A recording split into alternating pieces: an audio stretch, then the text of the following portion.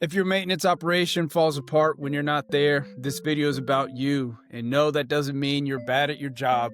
It usually means you're good at everything. And that's the problem. I learned this the hard way as a new warrant officer under pressure. Let me save you a few years of frustration. Welcome to Maintenance University. Nobody pulled me aside while I became a warrant officer and said, "Chief, these are the things that are going to punch you in the mouth if you're not ready." So this video is the conversation I wish someone had with me early, because maintenance leadership isn't theory, it's not PowerPoint, and it's not defined by one single paragraph in a manual or regulation. It's lived every day under pressure with people watching you. Even if you're a maintenance operator, you're a mechanic, you're an NCO, a warrant officer, or anyone looking to develop their leadership and improve, today we're talking about 5 things that will help you: systems, battle rhythm, communication, confidence, consistency. 5 things that will make you better, or if not, improve where you're at already. Because no one wants to experience burnout. Take it from me. Let's go. So good morning, everyone. We're back again with a great conversation discussion for this Maintenance University. And we're talking about lessons learned, and we're talking about things that we wish we would have known sooner. You know, when we became warrant officers or senior maintenance leaders, I'm sure there's a lot of things out there that we had to learn on our own and by ourselves. And what we put together today is 5 things that's kind of bring it all together and hone it in on the things that we wish we'd have known sooner, or someone pulled us to the side and told us. The 5 things are: we got systems, battle rhythms, communication, consistency, and confidence. So I don't know, Mike, for you, was there anyone that pulled you to a side at one point in time and said, "Hey man, you need to know these things, before you go out there and do the Lord's work when it comes to leadership and maintenance"? Honestly, man, I wouldn't say that I had anyone in particular pull me to the side and give me these 5. What I will say is I had leaders along the way emphasize at one point or another these 5, based off of, operations, based off of position at the time and stuff like that. So, yeah, so to answer your question, absolutely, I did have a leader at one point or another talk to me about this.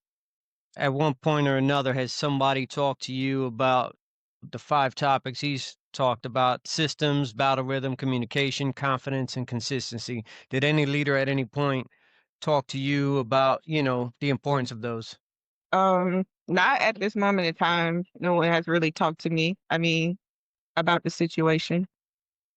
So given your experience, what were some of the I guess out of these things, I'm about to share it in the chat and teams. And we'll start off, with the first one. We talk about systems. That's something we all need. Oh, I'm sending it to you right now. There you go. I just hit send. So these are the 5 things we talked about in your experience, or in your given coming up. Was there anything in particular you wish someone would have told you to prepare you? I feel like yes, a lot of things like as a as a leader and stuff like that that I would want to know more of. But every time I do learn something new, I just go with it and make sure I teach the next soldier. Amen. Amen to that. So the first one we're going to dive into is systems. And systems to me is what keeps the wheel spinning. It's the things we put in place, for maintenance. It talks about what systems do we have when it comes to who's printing out the feeds. What systems do we have in place to ensure the parts get picked up? What systems do we have to make sure if we say we're troubleshooting, that a part gets ordered in 3 days? You know, things that, geez, Mike, help me out. What am I trying to get at here? What you're looking at is, I think, goes back to the process, right? The systematic process in order to establish what we're going to talk about next, right? And that's the battle rhythm. But you're looking at, okay, hey, what is that sequence, or what is that order of events that needs to happen in order to get that system flowing? Is that kind of what you were alluding to? Yeah, yeah, that's exactly the words I was looking for. Like, hey, what are we setting up and putting in place to make sure, that the other things happen? Because, like you mentioned, once you get your systems established, what does your battle rhythm look like? What is, as far as the daily, the weekly events that are supposed to be happening, no questions asked. And what systems that you have in place feed the battle rhythm, and what battle rhythm do you have in place that feeds the system? I don't think I'm explaining it to the best my ability right now, but I'm trying to gather the words to make it make sense. I would just say, hey, go ahead and read the questions that you currently have up there to kind of set the baseline, and then we can open up that dialogue, and I can provide the information that I provided you earlier too. All right, so we'll circle back to systems. So for systems, we wrote, uh, we need this to keep the wheel spinning. Some of the examples are: what does a Monday morning look like when you print out a 5988? Or who does the updates when we do parts pickup? Or who's doing the clearing out of the VLO6I and the reconciling? Or when we do PMCS, when does the ESR get updated? When do the man hours get updated? Who pulls man hours to check? When I first got to the seat, no one told me about those things that were supposed to happen daily or sometimes weekly. And I think that's where I was trying to get at with systems, trying to understand what is supposed to happen. Yeah, absolutely. And so when I hear that, right, and I think about those questions, I like to think about it as a process, right? The processes make up that system, right? So I think of a system, systems and processes, we can use those synonymously, but as programs on a computer, right? That's how I look at a system, right? The process is something that we can do and that can be constantly refined throughout its use or implementation, right? So our processes drive how we operate. So everything that you asked is how we operate. I'd like to point out a broken or outdated process hinders the ability to link efficiency and effectiveness. You have to marry those together. You can be efficient without effectiveness, and you can be effective without efficiency, but one drives the other, especially when you're trying to refine a product. And then if these two are not married, then the process has room for, refining. And of course, just like everything, we can always refine that system. And then, no process will ever be perfect, but the key is to, continuously evaluate the process to establish how we operate as a whole, which in turn, in my mind, creates that system. I'd like to Yeah. hear you guys' thoughts on that. Carly, you got anything about systems? Well, again,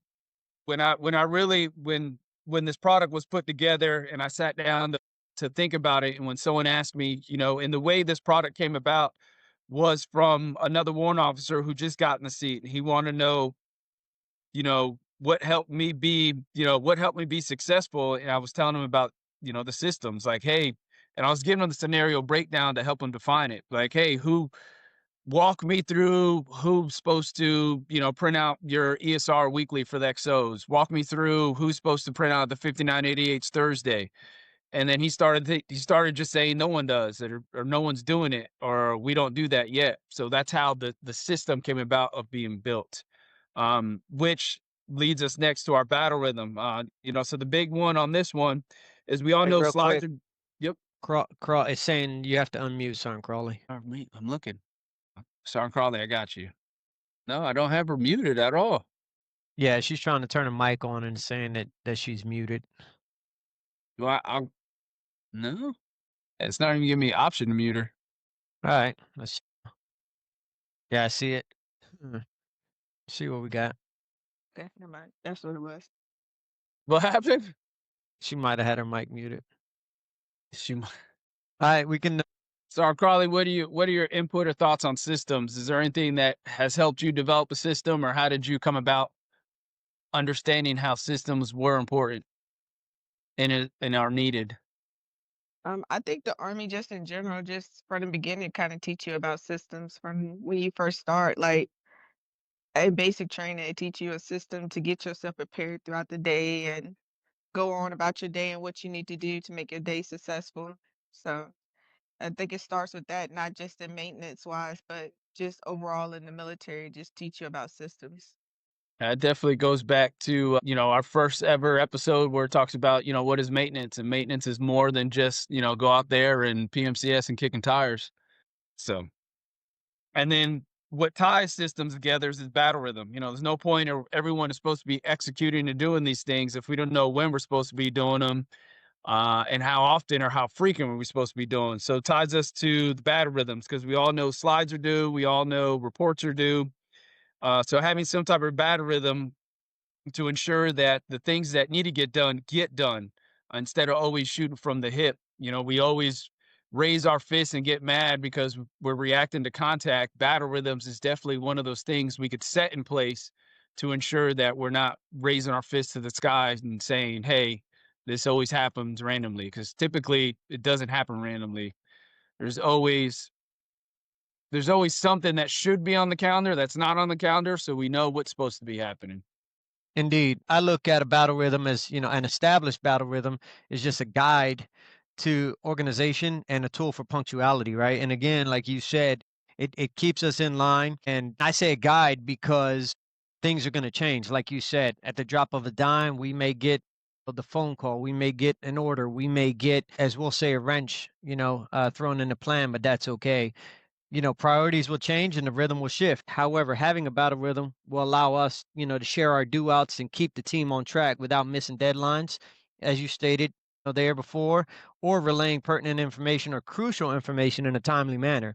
So, as our battle rhythm shifts a little bit, I don't like to say that it would change, but it will shift, and when we have a battle rhythm, it allows us to continuously relay that pertinent and crucial information to each other, to the team, so we still accomplish the goal for the end of that day, as you and I do with our daily priorities. Yep, daily tasks.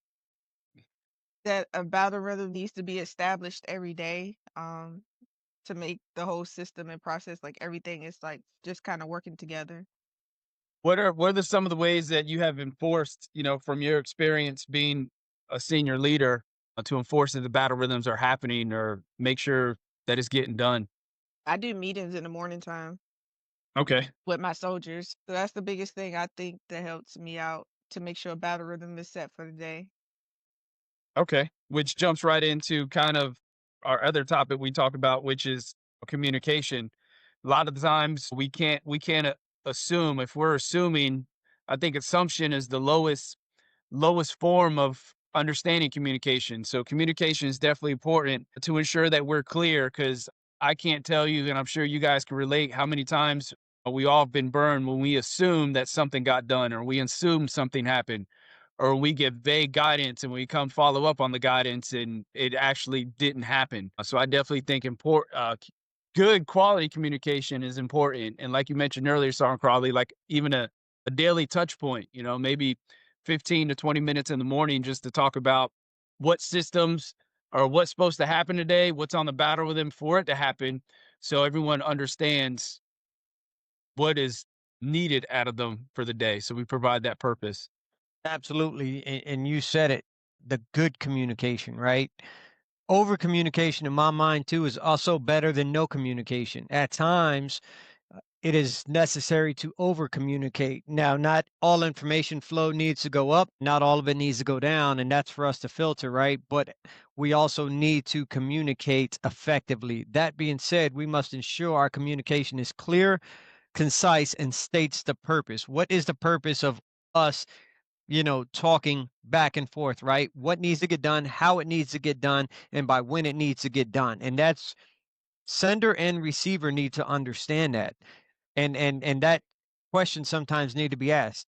Yeah. Was I clear? Did you understand that? As simple as that. I know one of the effective ways that I used my time on the trail was we always used to make the soldiers repeat after us, repeat after me. I will be ready at a certain time, so on and so forth. So that was always an effective way.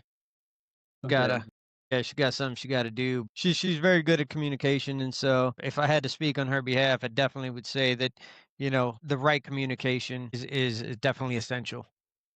And then the next one we talked about, is confidence, because just like prison, they could smell fresh new meat. And if you walk into a room, especially if you're supposed to be a subject matter expert or anyone in leadership, if you walk into a room with your shoulders shoulders lean forward and your face down and you go hide in the corner, that doesn't show very confidence in your character, and people will notice that. And then when you try to say something or maybe mention something, to be honest, they're not going to take you as serious because you're not carrying yourself like you're meant to be in that room.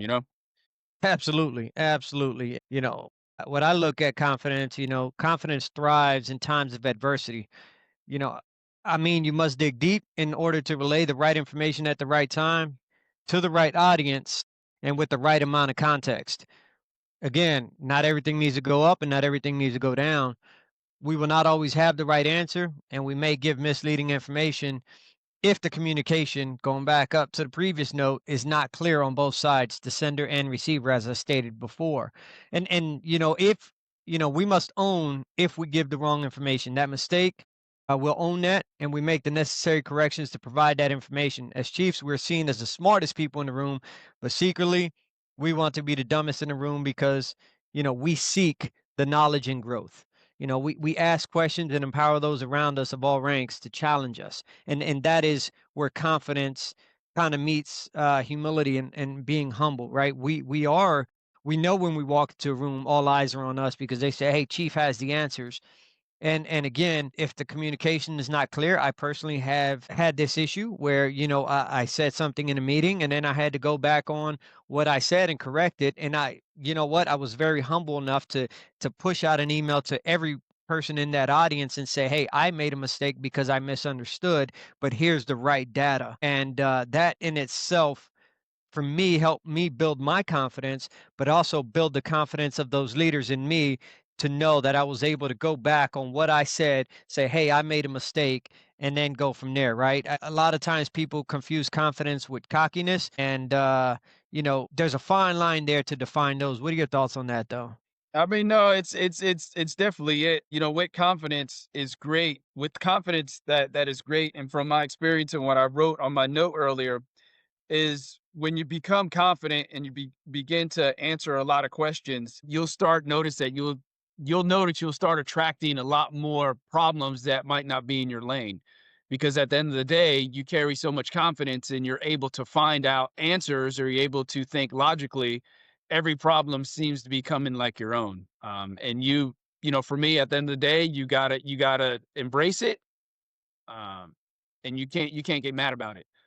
So if you're gonna walk around confident, be prepared. People are gonna ask you some tough questions, and they're gonna ask you all types of questions. It's just not gonna be related just in that one specific area. So that's something definitely to think about. And the last one, before we wrap up, we're gonna talk about consistency. All of this doesn't mean anything if we don't bring our A game. What makes Chick-fil-A so successful? Their consistency. You can go to any Chick-fil-A, anywhere, any location, you're gonna get the same quality service, you're gonna get the same quality food, and you're gonna walk away with the same quality smile. And we have to do the same when it comes to putting all these 4 other topics in place. You can't say you're gonna have your 5988s printed out on Thursday, and then you do it the first week, and then by the 3rd week, you're not doing it again. Well, then that just fell apart. You can't have a battle rhythm set up where you're saying, "I'm not gonna miss a meeting because I know it's every week," and you miss it by the 2nd week. And you can't say that you're gonna communicate well and have a huddle every morning to push out the task for the day. You can't do it for 1 day and then expect it, to work just as well if you're not doing as consistent. So consistency is important. Definitely one of my biggest things that I think holds the most weight when it comes to out of these 5 is consistency, in my opinion. Absolutely, and I truly appreciate the fact that one, you shared all this information with me, and then keeping putting consistency as the fifth one, right? Consistency ties all of these together. You have to be consistent in your systems, refining your systems, your processes. You have to be consistent in your battle rhythm. You maintaining that battle rhythm. You have to be consistent in your communication, making sure that that communication is clear, concise, and understood. You have to be consistent in your confidence. You can't show up one day, like you said, bring your A game today, and then tomorrow bring your D game, right? Like that just doesn't work. Mhm. Our job, especially as warrant officers, is never done at the end of the day. I'm not saying that we need to take our work home, but we absolutely need to be available and accessible. People seek us out. We have counterparts all over the world And I've gotten phone calls at 4 or 5 in the morning from Japan asking me questions, and I gladly picked up that phone call. Right, our knowledge should always be sought out. And I tell you, if anyone at any time stops looking for us, we have failed. And that's one thing that I strive on, is to never fail. You can fall, right? But you don't fail. And I look at failure as when you stop trying, when you Yeah. stop assisting, when you stop looking, for knowledge, when you stop getting into the manuals, when you stop getting into the regulations, you have failed. Just because you fall doesn't mean you failed. But I absolutely appreciate all of this and you sharing that with me, because I knew all of this, but I never tied it together until we talked about it right now. And for me, this is major, man. I have a note here is, your team mirrors your behavior, not your intentions, and that's definitely the truth, as leadership. And then, for me and you, specifically leadership in the maintenance role, being a senior advisors. So that's definitely important, man. How we carry ourselves, how we act, and the things we do, it's only going to mirror for others. And if we fail on consistency, then that means our system's going to fail, our battle rhythm's going to fail, and then all in all, we might fail the mission. It might sound simple right now, we're failing the mission, but bigger scope of things, like we both take pride in what we do, we're not going to fail. Mike, I appreciate your time, man. This was a great talk. I hope to do another one soon. Yes, sir. Absolutely. Again, I appreciate you. Appreciate your time. I appreciate the information. And most importantly, I appreciate you putting these, small talks on so we can continue to empower each other, empower the soldiers, empower the leadership. And, most importantly, just get this information out there, because we've gathered a lot of good feedback from our last video that we did. And I look forward to some other ones, James. Thanks. Hey, man. Talk to you All later. right. That's it. It's a wrap. Maintenance isn't about being perfect. It's about ownership, systems, rhythm, clear communication, confidence under pressure, and consistency every day. If this helped you, share it. Glad you're with us. Can't wait for the next one. It's University.